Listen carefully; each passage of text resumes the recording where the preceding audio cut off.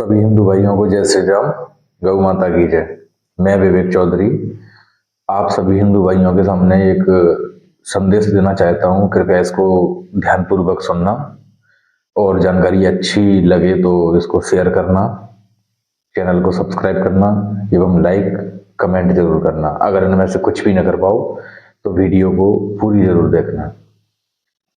आज सुबह जब मैं फेसबुक चला रहा था तो मैंने फेसबुक पर एक पोस्ट देखी जो किसी मैडम ने लिखी हुई है उस पोस्ट को।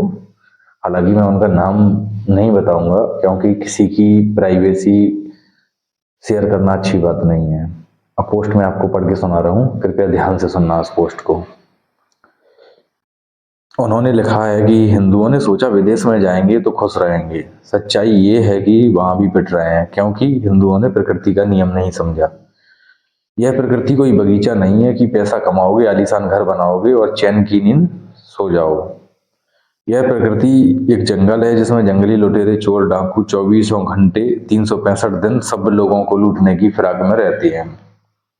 और उन्होंने आगे लिखा है, हिंदुओं ने सब कुछ बनाया लेकिन अपनी सुरक्षा के लिए कभी हथियार नहीं खरीदे और ना ही मानसिक रूप से मजबूत हुए। अगर हथियार खरीद लिए होते और लड़ना जानते तो ना पाकिस्तान से पलायन करना पड़ता, ना कश्मीर से और ना ही अब यूके से। सोचिए, जहां आप सब लोगों का सपना होता है जहां जाने का, यूके, उस देश में भी आप सुरक्षित नहीं हो। क्या करोगे ऐसे बंगले का, ऐसी गाड़ियों का जिसे एक दिन जिहादी लोग लूट ले जाएंगे। अपने जिहादियों ने 57 देशों पर यूं ही राज कायम नहीं किया। उनके कॉन्सेप्ट बिल्कुल क्लियर हैं। वे इस दुनिया को जंगल समझते हैं और इस जंगल में वही राजा होगा जो दूसरों का शिकार करना जानता है। जब तुम शिकार करना नहीं सीखोगे तब तक कोई और तुम्हारा शिकार करता रहेगा। इसलिए पूरे विश्व के हिंदुओं से यह आग्रह है कि सबसे पहले हथियार खरीदिए और वैचारिक रूप से मजबूत बनिए। कौन कैसा है, कौन दुश्मन है, यह निगाह में रखिए। हर जगह अहिंसा की बीन मत बजाइए। शास्त्र और शस्त्र दोनों का ज्ञान रखिए। उसके बाद गाड़ी, बंगला, बैंक बैलेंस सब कुछ। वरना जिहादी जो आज झोपड़ी में रह रहे हैं वो अपने हथियारों के प्रयोग करके आपसे सब कुछ छीन ले जाएंगे, जिसके लिए आपने जीवन भर तपस्या की। आपके लिए एक टास्क है, कल से जिन 5 मंदिरों में जाओगे वहां पर देवी देवताओं की मूर्तियों का अवलोकन बहुत अच्छे तरीके से करना।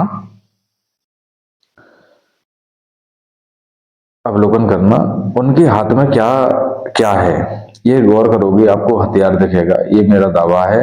आप 5 मंदिर में जाओ, कम से कम 4 मंदिरों में आपको देवताओं के हाथ में अस्त्र शस्त्र जरूर दिखाई देंगे। और ये सिग्नल है, ये संदेश है।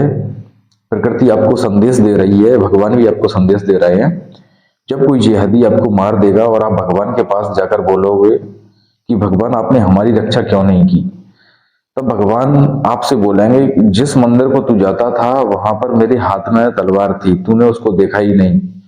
मैं तो संदेश दे रहा था तलवार खरीद, लेकिन तूने उस संदेश को समझा ही नहीं। ये तेरी गलती है। भगवान भी तुम्हें सिग्नल दे रहे हैं, हथियार खरीदो। यह दुनिया एक जंगल है, इसलिए जंगली बनो। क्या तुमने कभी सोचा है कि अमेरिका दुनिया का सबसे शक्तिशाली देश क्यों है? क्यों दुनिया के सारे देश मिलकर भी अमेरिका पर कब्जा नहीं कर सकते? क्योंकि हथियारों के मामले में वो अव्वल है। शस्त्र और शास्त्र दोनों का भंडार उसके पास है।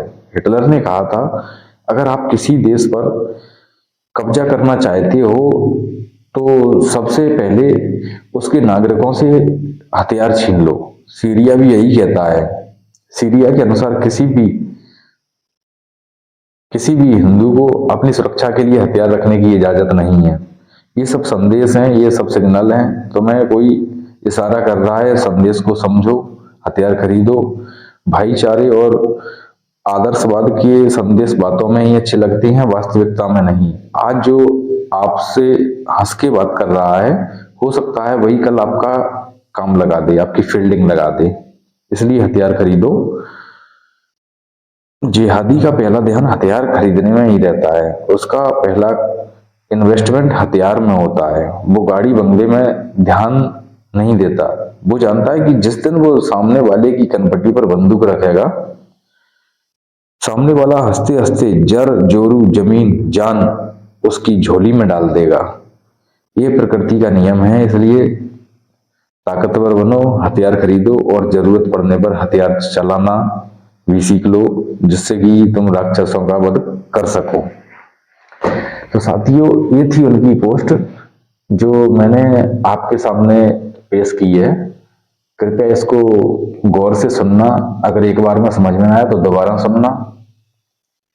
हमारे कुछ हिंदू भाई जो इतनी मेहनत कर रहे हैं अपनी संस्कृति को बचाने के लिए, अपने धर्म को बचाने के लिए, सनातन धर्म को बचाने के लिए, गौ माता की रक्षा करने के लिए, जैसे कि दक्ष चौधरी है, अक्कू पंडित है, डॉक्टर प्रकाश है, अभिषेक ठाकुर है, ये ऐसे लोग हैं और उनके कई साथी लोग भी इसके लिए बहुत मेहनत कर रहे हैं। दिन रात आप लोगों को समझाना चाह रहे हैं, संदेश देना चाह रहे हैं कि अभी भी वक्त है, समझ जाओ। क्योंकि जो हालात कुछ समय पहले कश्मीर में हुए वो पूरे देश में ना बन जाएं, जो हालात बांग्लादेश में हुए वो हमारे भारत में ना बन जाएं, जो हालात पाकिस्तान में हुए वो आज हमारे भारत में ना बन जाएं। इसलिए आप सब लोगों को वो संदेश दे रहे हैं। उनकी ऐसी कौन सी जिम्मेदारी है जो हिंदुत्व के लिए वो लड़ाई कर रहे हैं? क्या कोई उनको गवर्नमेंट सैलरी देती है या फिर कोई फंडिंग का पैसा उनके पास जाता है जो वो लोग अपनी जान को हथेली पर रख करके इतना संघर्ष कर रहे हैं? किस लिए कर रहे हैं? आप सब लोगों के लिए। वो तो इतने मजबूत और सक्षम है कि खुद की रक्षा भी कर सकती हैं। वो लोग इतने पैसे में भी सक्षम है कि वो लोग खुद के लिए कभी आंच नहीं आने देंगे। लेकिन वो इतनी मेहनत कर रहे हैं, लड़ रहे हैं, जगह जगह जाकर के लड़ रहे हैं हिंदुत्व की रक्षा करने के लिए, जान को हथेली पर रख करके वो देश के कोने कोने में भाग रहे हैं। किस लिए? आप सब लोगों के लिए। इसलिए समझदार बनिए, जागरूक बनिए और ये संदेश कम से कम 5 लोगों में भेजिए, जिससे कि सब लोगों को जानकारी मिले। धन्यवाद। जय श्री राम।